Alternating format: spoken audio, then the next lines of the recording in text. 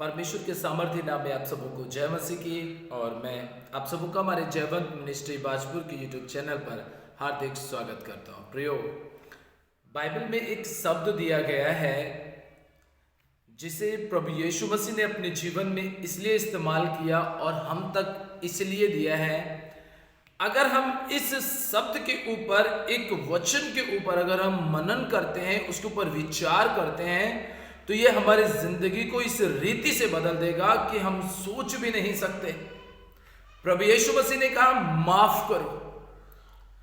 आज मैं आपको माफी के ऊपर, क्षमा के ऊपर, दूसरों को माफ करने के ऊपर एक छोटा सा संदेश देना चाहता हूं और मैं बताना चाहता हूं कि अगर आपने इन शब्दों को अपने जीवन में प्रैक्टिकल ले लिया है तो आप विश्वास कीजिए कि आपको परमेश्वर की दृष्टि में भी और मनुष्यों की दृष्टि में भी महान बनने से कोई भी रोक नहीं सकता है। मैं महान शब्द इसलिए इस्तेमाल कर रहा हूं क्योंकि परमेश्वर आपको उस वचन के अनुसार जो हमें व्यवस्था विवरण की पुस्तक 28 अध्याय में देखने को मिलता है कि यदि तू परमेश्वर की आज्ञाओं को चित्त लगाकर मन से, दिल से पूरा करेगा तो प्रभु तुझे सब जातियों में श्रेष्ठ करेगा।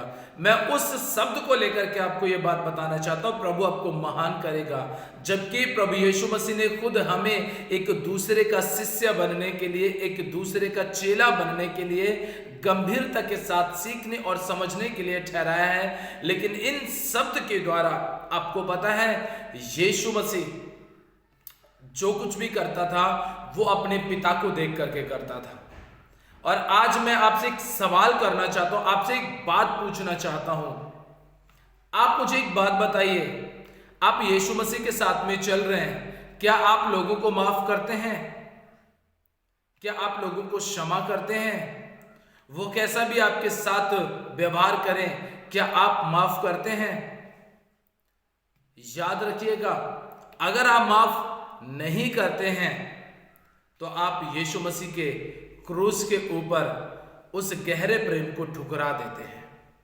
उसने गहरा प्रेम आपसे क्रूस के ऊपर इसलिए किया ताकि आप पूरी तरीके से लोगों को माफ करना सीख जाए। पहले कहता है प्रभु इन्हें माफ कर दे, हे पिता इन्हें क्षमा कर दे।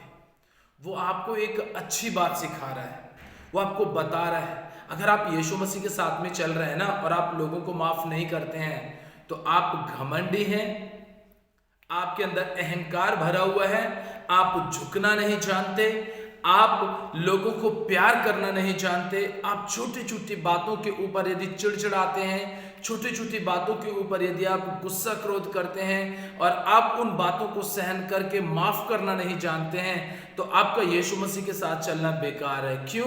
क्योंकि वो क्रूस के ऊपर ये बात कहता है कि पिता इन्हें क्षमा कर दे, और आप तो जमीन पे रह करके किसी को माफ नहीं कर सकते।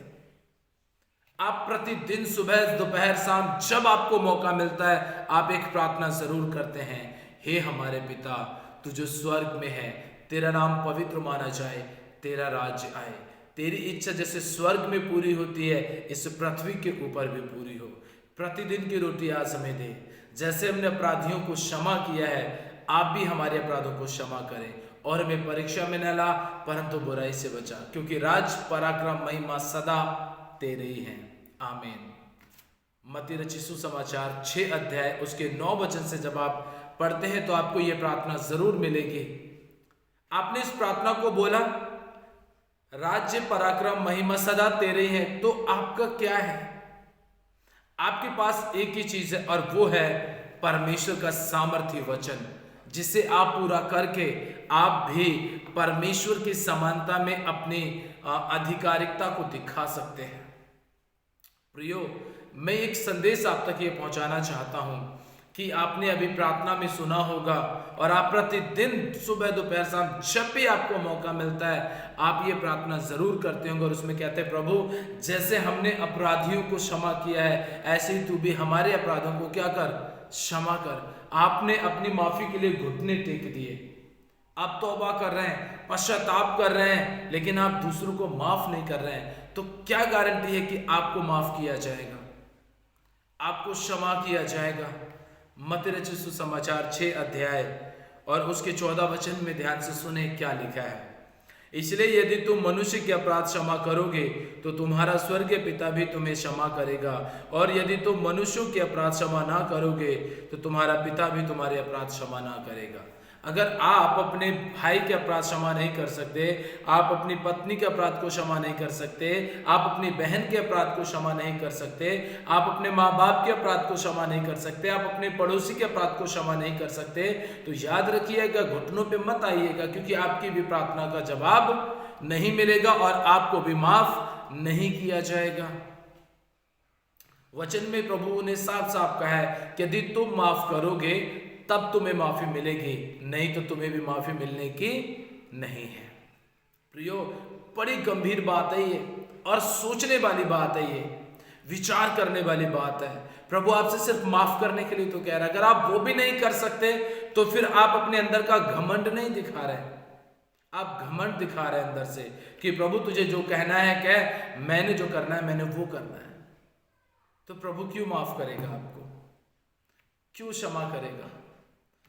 आपने कलवरी के क्रूस के ऊपर जो यीशु मसीह बाहें पसार के कहता है कि हे पिता इन्हें क्षमा कर, आपने तो उस क्रूस की सजा को व्यर्थ ठहरा दिया, उसके खून को आपने बेकार समझ लिया, उसके कीलों को आपने बेकार समझ लिया, उसके भाले को जो पसली में लगा था उसको बेकार समझ लिया, आपने उसके कोड़ों को बेकार समझ लिया, उसके कोड़ों से जो मांस, शरीर से मांस खींचा जा रहा था, उस मांस को आपने बेकार समझ लिया। क्यों? क्योंकि आप माफ करना नहीं जानते। यीशु मसीह ने सबसे पहला जो सुसमाचार प्रचार करना शुरू किया, आपको पता है क्या था? उसने कहा मन फिराओ क्योंकि स्वर्ग का राज्य निकट आ गया।